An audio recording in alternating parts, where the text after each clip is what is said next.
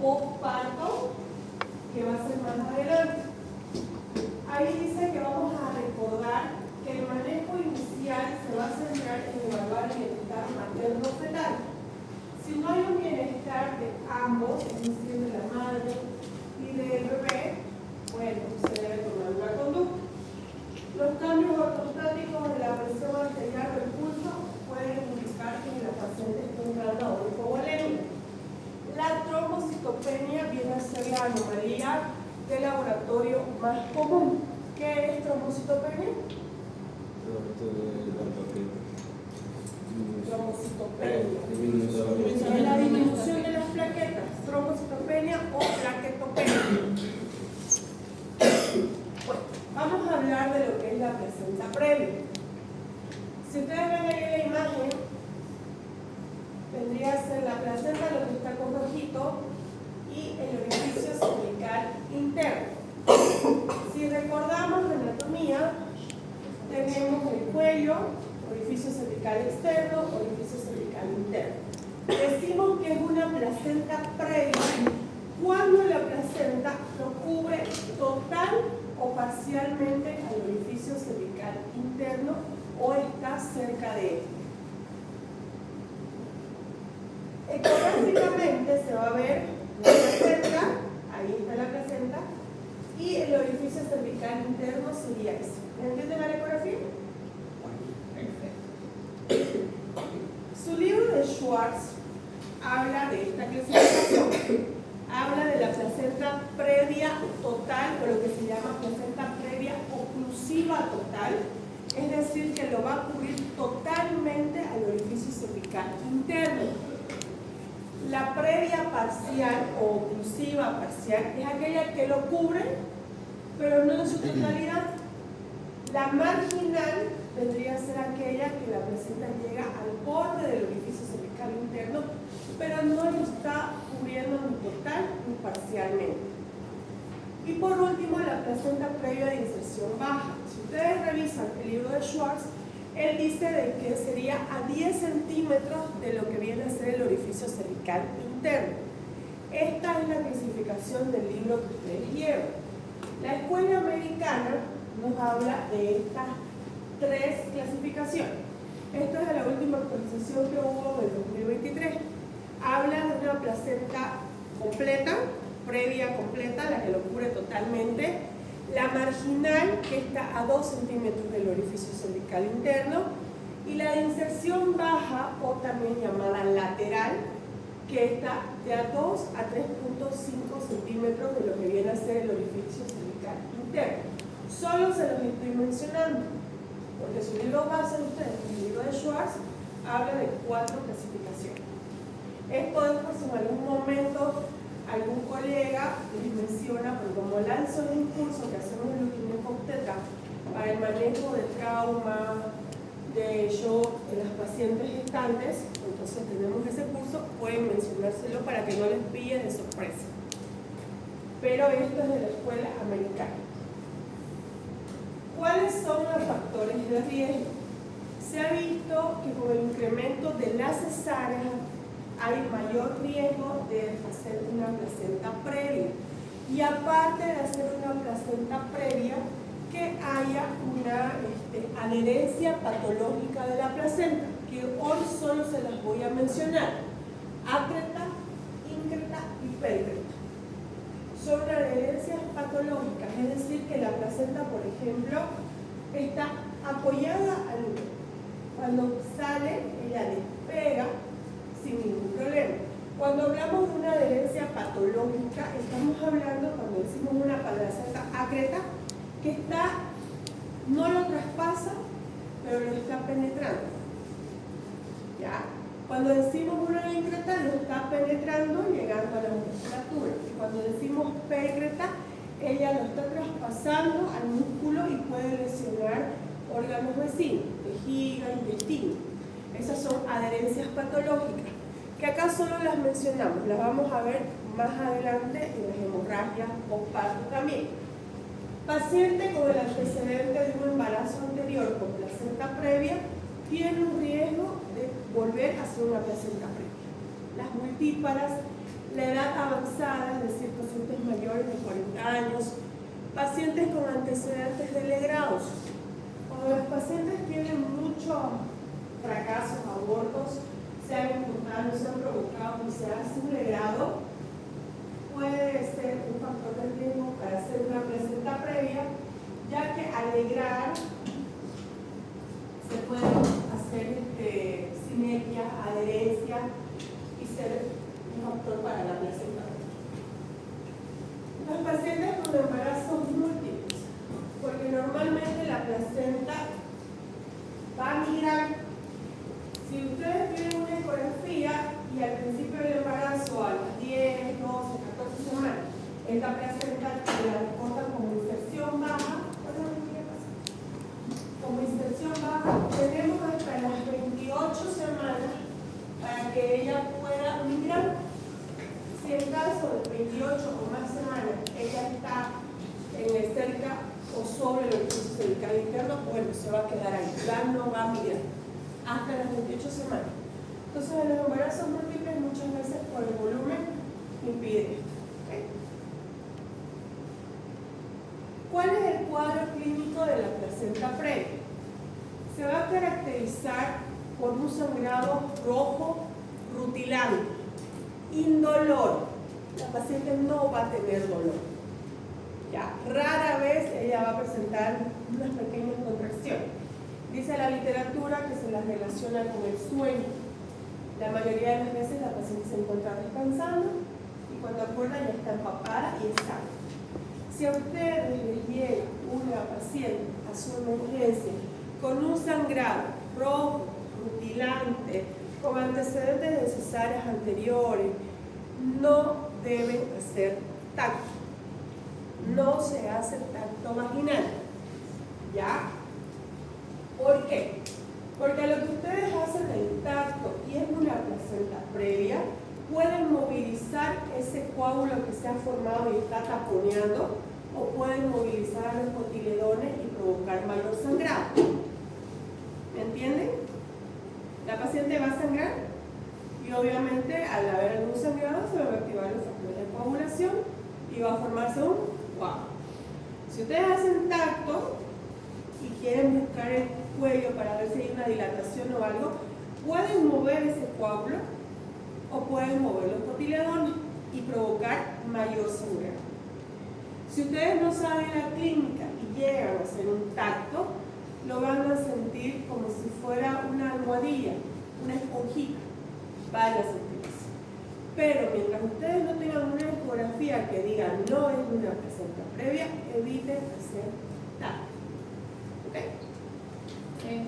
¿Puede ser con antecedentes de cesáreas anteriores, multípara, pero que tenga un sangrado rojo, rutilante. Es como cuando tú te cortas, así es ese sangrado. Han habido casos en medicina, chicos, nunca 2 más 2 es 4. La literatura te dice que el DPP es un coágulo y que la placenta previa es un sangrado. Pero nosotros hemos tenido pacientes con sangrado rojo activo, así bien rojo vivo, que no hemos tocado por vía vaginal, hemos puesto el ecógrafo y era un DPP, pero era un desprendimiento bajo, entonces la sangre salía roja. Pero nunca hagan tacto hasta demostrar ecográficamente que no es una placenta. El diagnóstico de una placenta previa va a ser clínico y va a ser por ecografía. Clínicamente ya dijimos, sangrado, rojo, rutilante,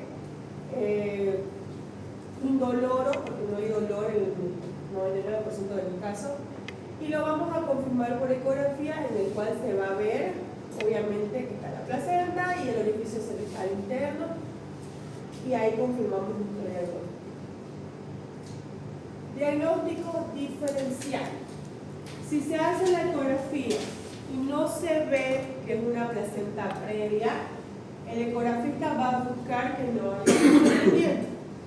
Se descarta que es un DPP que viene a ser otra hemorragia de la segunda mitad, desprendimiento prematuro de placenta, y podemos colocar un espéculo para observar cuello, para ver si no es una cervicitis hemorrágica o lo que es un ectropion, porque muchas veces el ectropion, estas úlceras sangran, ¿no? Entonces colocamos el espéculo para observar si no es una cervicitis. El cáncer de cuello uterino, que también provoca sangrados, la ruptura de lo que son varices vaginales. Entonces siempre debemos, si ecográficamente se descarta placenta previa, se descarta un DPP, colocamos un espéculo y observamos el cuello. Hacemos una espectroscopía. ¿Cuál va a ser el tratamiento? La principal estrategia, vamos a decir, es prolongar el embarazo hasta alcanzar lo que es la madurez pulmonar. ¿A partir de cuánto el bebé comienza la maduración pulmonar y el bebé comienza a producir su propio surfactante? Pediatría. Nicole.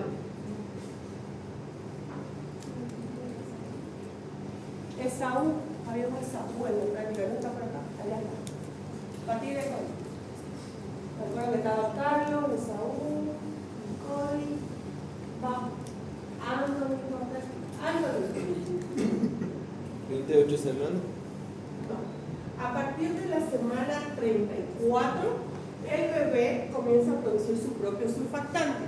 Es por eso que la maduración pulmonar se hace entre las 24 y las 34 semanas, dicen algunas literaturas, y otros dicen entre las 28 y las 34. Entonces, la idea de cuando tenemos una placenta previa es tratar de llegar a alcanzar la madurez pulmonar del feto para evitar los riesgos, las complicaciones que puedan haber. Obviamente que si el sangrado es abundante, la paciente comienza a presentar signos de que se está choqueando, hay una alteración hemodinámica materna o fetal, se debe interrumpir el embarazo. No importa que sea pequeño este bebé.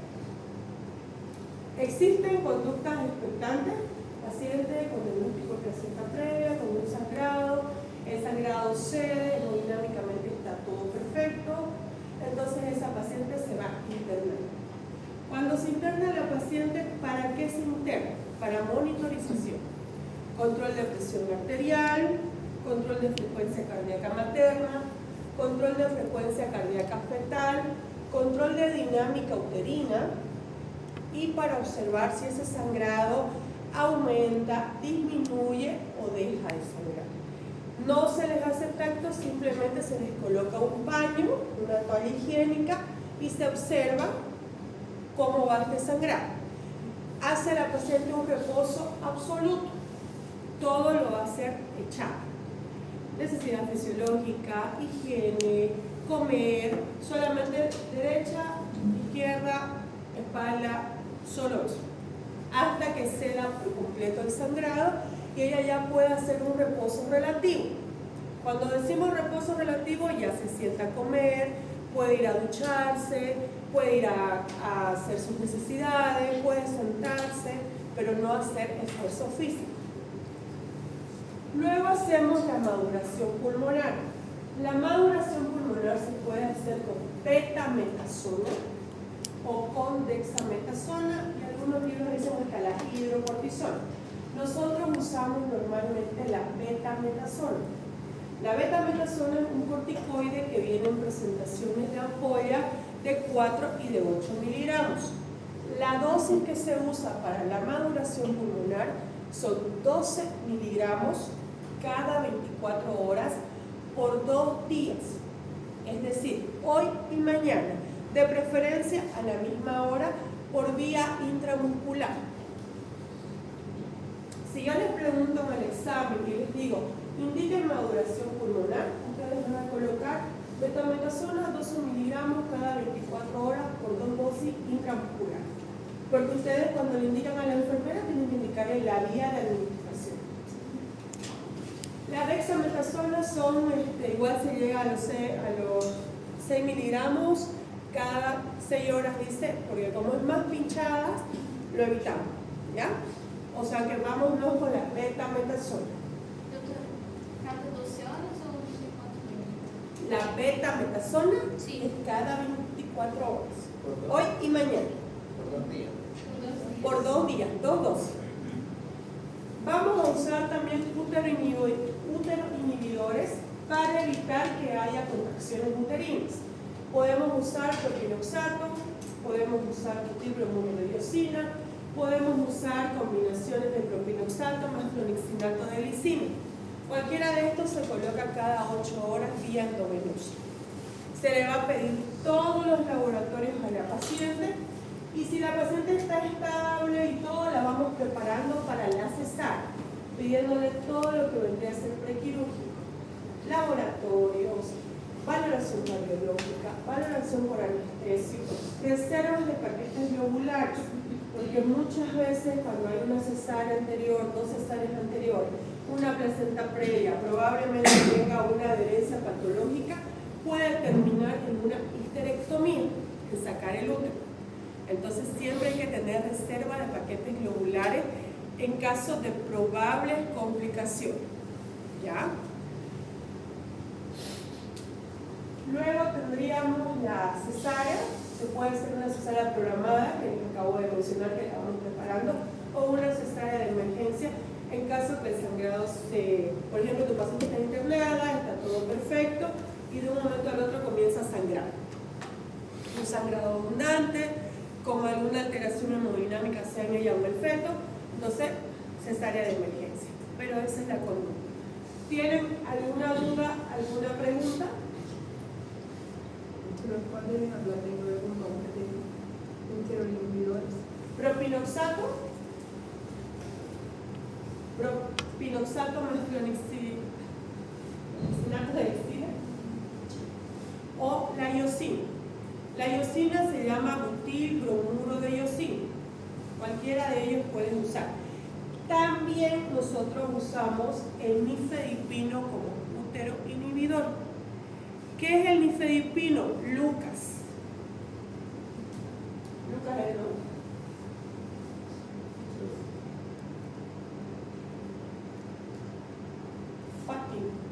Fátima. ¿Qué? Lourdes. Lourdes. ¿Qué es el nifedipino? ¿Quién sabe qué es el nifedipino? Aparte de que es un antihipertensivo. El nifedipino es un bloqueador de los canales de calcio que provoca relajación en el músculo. ¿Qué tipo de músculo tiene el útero?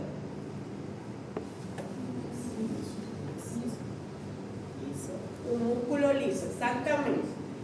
El útero tiene un músculo liso, entonces al bloquear los canales de calcio lo va a relajar. Entonces también usamos el nifedipino como útero inhibidor. También lo usamos en los síndromes hipertensivos. Cuando usamos como útero inhibidor debemos hacer un control constante cada 4 horas de presión arterial, de frecuencia cardíaca fetal, porque puede provocar hipotensión en la paciente, entonces se lo deben controlar y monitorizar. Una paciente embarazada, internada, es una paciente de alto riesgo obstétrico, que debe ser monitorizada cada 4 horas, cada 3 horas, de acuerdo a la indicación médica. ¿Está claro? ¿Cada cuánto se da para eso? Iosina, ¿cada cuánto se da? 8. La iosina la das cada 8, el propinoxato cada 8. También pueden usar la iosina goteo en una solución, en 1 litro de 10 ml, 2 ampollas de iosina a 14 gotas para que sea continuo cuando hay muchas contracciones. En realidad se puede colocar a goteo y en oral, a la par. ¿Tienen alguna pregunta? Bueno, si no tienen preguntas, vamos a hablar ahora de lo que es el desprendimiento prematuro de la placenta normo-inserta. En este caso es una placenta que está localizada normal, pero que se desprende por alguna causa. Si ustedes observan la imagen, esto de acá vendría a ser un hematoma retroplacentario. La placenta está, es un hematoma retroplacentario porque la placenta se está desprendiendo.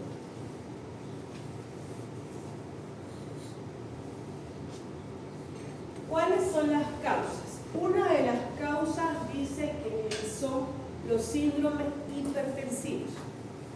¿Ya? Otra causa pueden ser traumatismo, paciente que sufre accidente de tránsito, paciente que sufre agresión física o algún tipo de caída. Las multíparas, la edad avanzada, las malformaciones uterinas pueden ser causas también, los leiomiomas o miomatosis uterina, como habíamos mencionado la anterior semana. Los miomas son hormonodependientes y algunas veces van creciendo junto con el embarazo. Y el cordón umbilical corto. Renato, ¿cuánto mide aproximadamente el cordón umbilical? Yo te acabo de reconocer. ¿Cuánto mide? ¿O quién sabe cuánto mide aproximadamente? De 20 a 30 centímetros. Ya. Aproximadamente dice que mide 60 centímetros. Puede ser más, puede ser menos. ¿Cuántos vasos tiene el cordón? ¿Qué te llamas tú? Daniel. Daniel. 3. ¿Cuáles son?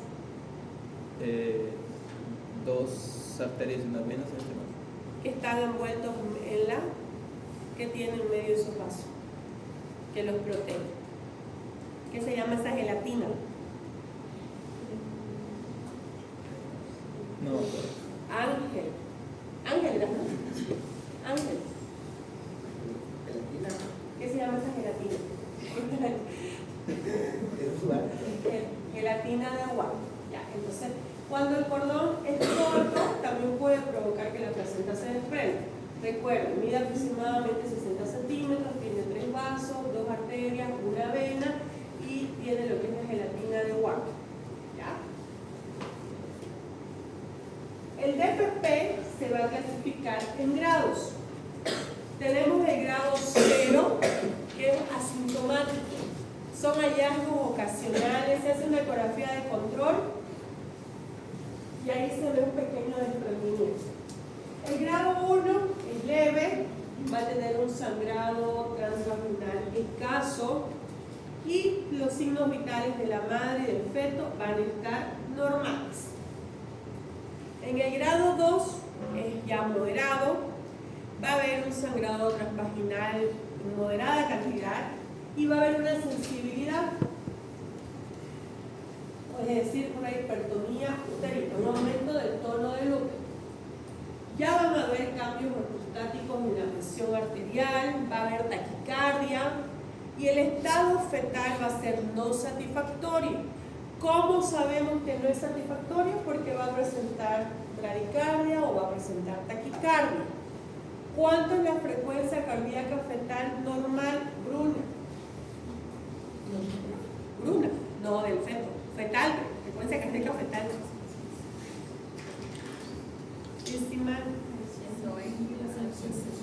Exactamente, de 120 a 160 latidos por minuto es la frecuencia cardíaca fetal normal.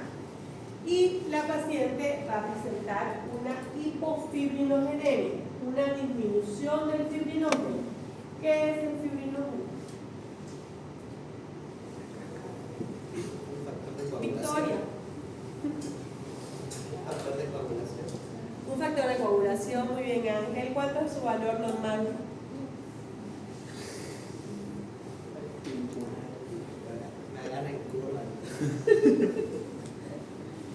¿Cómo que te agarra el culo? ¿Cuánto es lo normal, Victoria? No sabe. Ricardo. No recuerdo. Lo van a buscar para la próxima. Ya, otra semana a cualquiera les voy a preguntar cuánto es el valor del fibrinógeno. El grado 3 va a haber un sangrado ya abundante, con coágulo, el útero va a estar hipertónico, va a estar muy doloroso. Buen día. Y va a haber una hipofibrinogenemia, va a haber una coagulación intravascular diseminada, eso quiere decir sí. ¿Qué es la coagulación intravascular diseminada?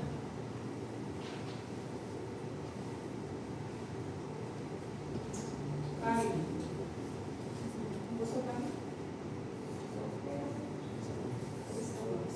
¿Qué es la coagulación intravascular diseminada, Saúl?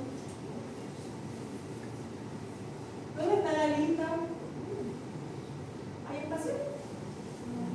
Ah, sí, ¿verdad?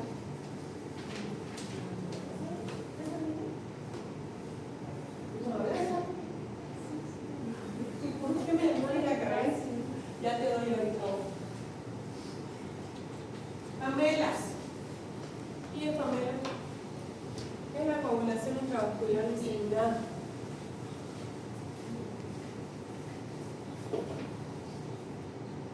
Una complicación o una falla que va a provocar una falla multisistémica en la cual va a haber una alteración en la cascada de la coagulación. Paciente que hace su coagulación intravascular hasta por la sonda foral y elimina sangre. ¿Ya? Y obviamente que esto puede llevar a una muerte fetal y a la muerte materna. Por consiguiente, porque hay complicaciones vitales. Ah, bien. ¿Está claro?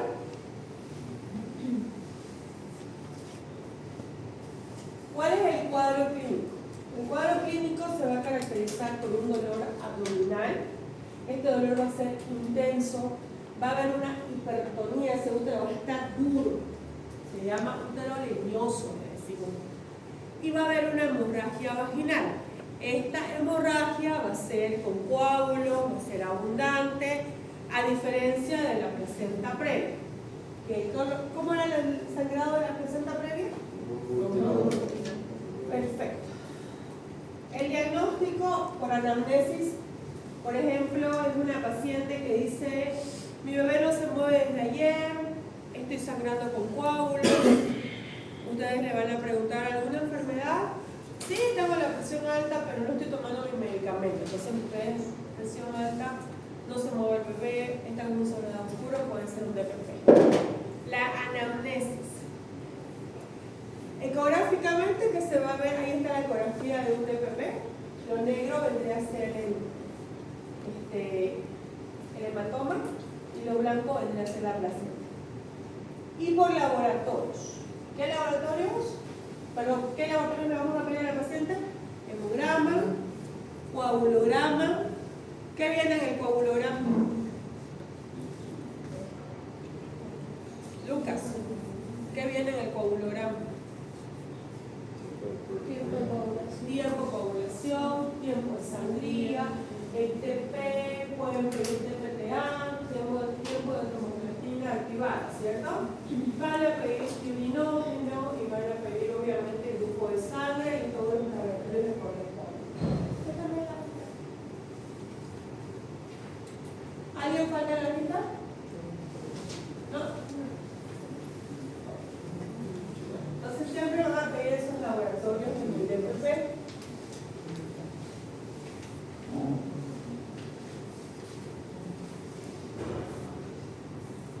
¿Cuál es el tratamiento de un DPP? El tratamiento del DPP vendría a ser la cesárea. Cuando es un DPP asintomático, que es un pequeño desprendimiento, podemos internar y monitorizar. Si no hay contracciones, si la fetocardia está normal, en 48 horas pedimos una nueva ecografía para ver si ese DPP no ha avanzado. Pero si es un DPP que se manifiesta con sangrado, aunque este sangrado sea leve y hay sintomatología, la conducta es de una cesárea, sin importar la edad gestacional, porque este DPP puede seguir aumentando y se termina de desprender, y al desprenderse no llega oxígeno al feto y el feto se va a vomitar y la mamá se va a complicar. ¿Cuáles son las complicaciones? Existen complicaciones maternas, complicaciones fetales.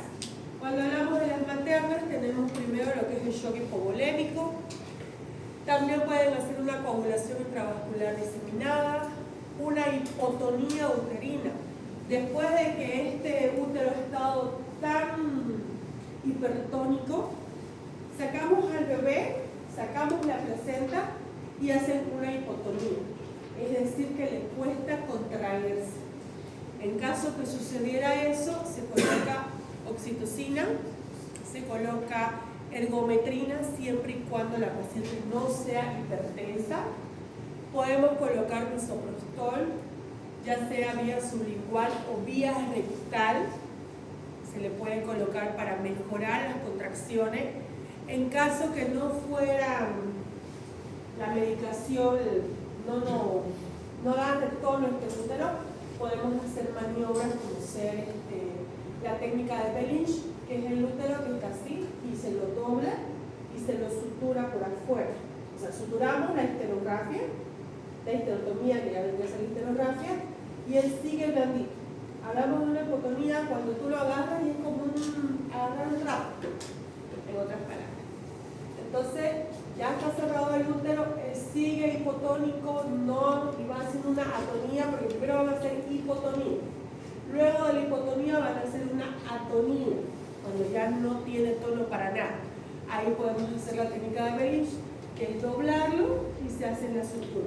Tengo un video, se lo voy a pasar a Bruna, que hemos hecho nosotros en úteros de esponja, para que vean cómo es la técnica de Belich. Y ya, si no hay respuesta a medicamentos, a Belich, sigue el útero sin agarrar un tono, la conducta definitiva es una histerectomía. En estos casos hacemos una histerectomía subtotal, solo se saca el cuerpo del útero.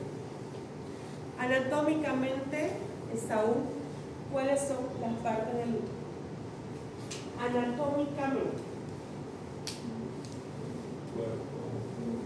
Cuerpo, el cervix, y entre el cuerpo y el cervix, ¿qué hay? El istmo. Y en el embarazo se va a llamar el istmo. Se va a hacer un segmento. Es ahí donde nosotros hacemos la histerectomía. ¿Alguien tiene un marcador? ¿Nadie tiene? No, ahora voy a la pizarra. Bueno, después de la otra casa se los voy a dibujar. ¿Ya? Y por último también tenemos lo que es el útero de Cuvalier. ¿Qué es el útero de Cuvalier? Está la placenta, el hematoma y el útero. Esa sangre busca por dónde salir. Al no tener una salida, comienza a infiltrarlo al útero. Entonces es la infiltración hemática del útero por un desprendimiento prematuro de la placenta.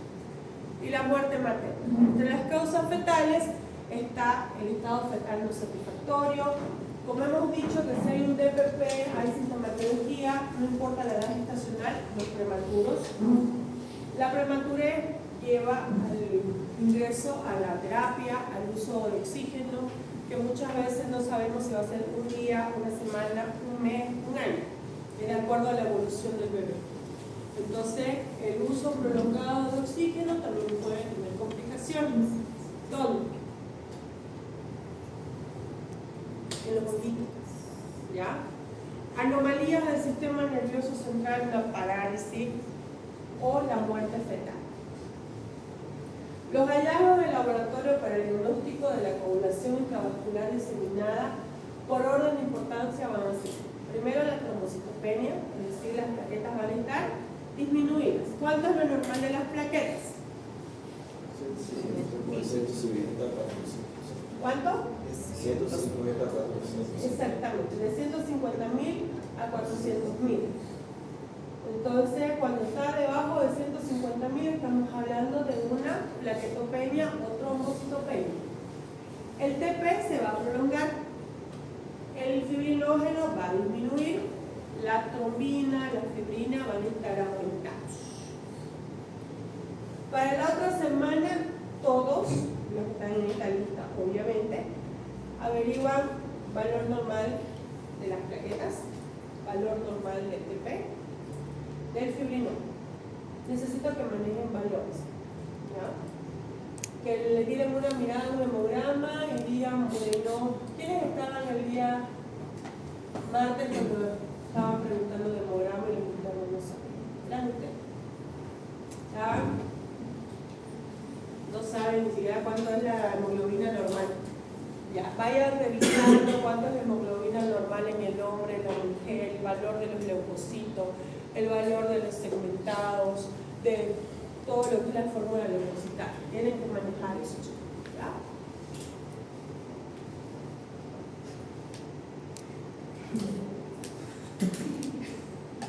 Y por último, lo que es la basta previa, porque hemos dicho que ruptura uterina vamos a ver en hemorragias postparto.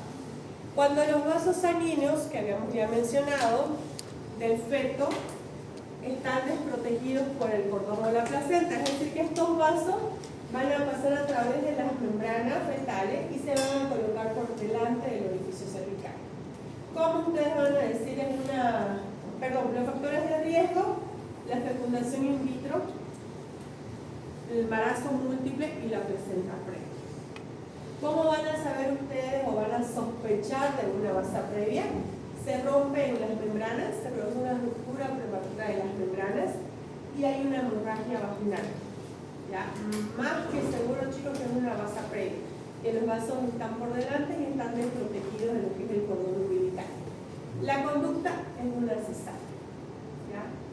Toda paciente con una basa previa, con una procedencia de cordón o un procúbito de cordón, es para cesárea. Hablamos de procedencia del cordón cuando las membranas están rotas y todo el cordón umbilical se viene por delante de la presentación. Así como si tuvieran una vinchita.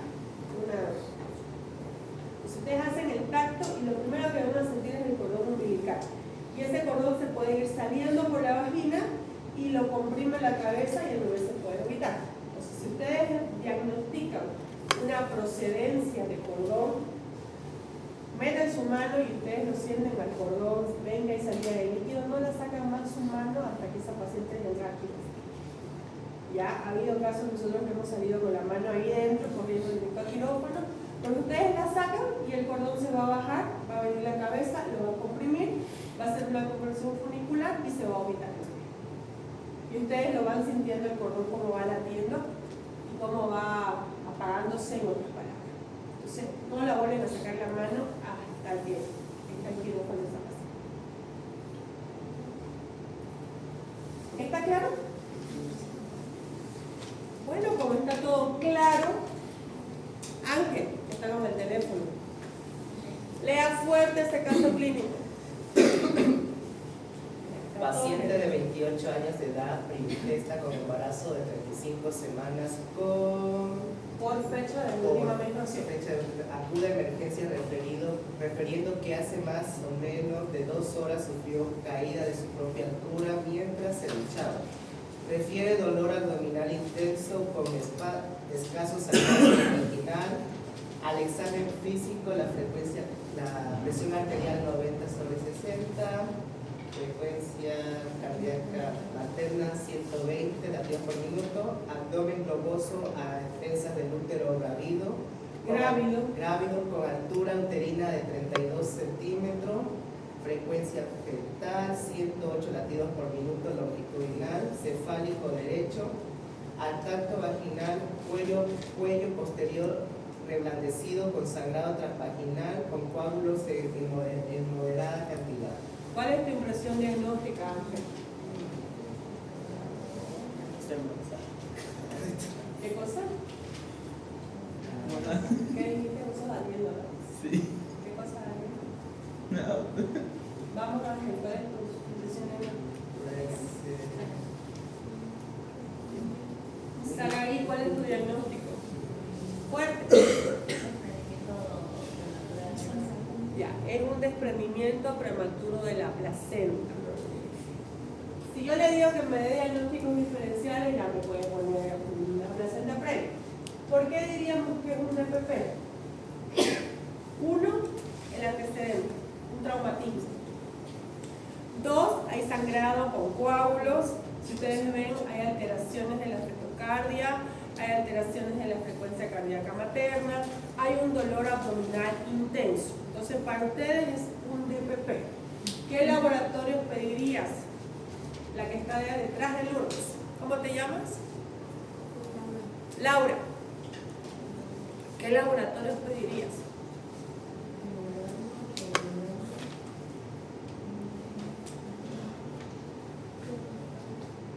¿Qué más le pediría? Un fibrinógeno, una ecografía, VIH, VDRL, todas las rutinas. ¿Cuál sería la conducta? ¿Cómo se llama usted el de lentes? Williams. ¿Cuál sería la conducta?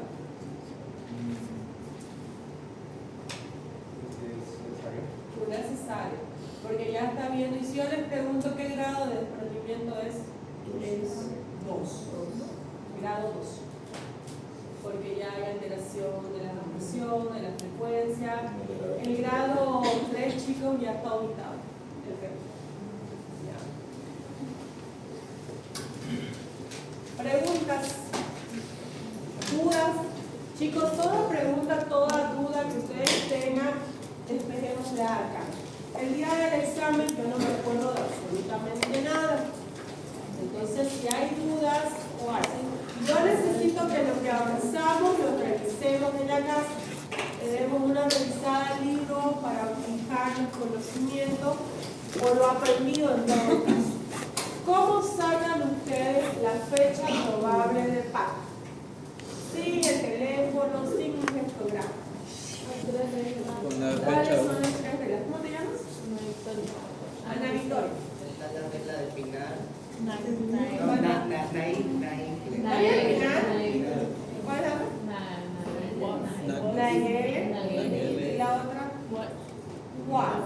¿Cuál es la más fácil para ustedes? La de Pina. ¿Cuál? La de Walsh. ¿Cómo es la de Walsh, Victoria? Por ejemplo, si yo te digo que la fecha de la última menstruación fue el 30 de junio del 2025, ¿cuándo es la fecha probable de parto de acuerdo a las reglas de Walsh? Creo que se le suma 10 días y se le resta 3 meses. Dame la fecha. No primeiro dia de menstruação, se se não me engano, Ya, deme la fecha. ¿Cuándo nace ese bebé probablemente? ¿Cuándo era la fecha? 30 de junio del 2025. Sería entonces el 30 de Se le suma 10. días y le resta 3 meses. ¿Cuándo? 30 de junio sería el 10 De julio de marzo. Mayo. Mayo. El 10 de mayo. agosto, septiembre. El 10 de mayo. A ver, si les he dicho que es el 30 de junio, tú le vas a sumar 10 días. Entonces va a ser 10 de julio. A julio le vas a restar los 3 meses. Abril. Entonces la fecha probable de parto es el 10 de abril del 2026. ¿Ya? Es la más fácil, chicos, porque la otra te dice, al primer día le suma 7, le resta 3 meses, la otra te dice que al último día, algunas ni siquiera saben el primer día, que es el último, ¿no ves? Esa es la más fácil. Al primer día le sumas 10 días y le restas 3 meses, ¿ya? ¿Está todo claro? ¿Todos anotaron en la lista? Sí.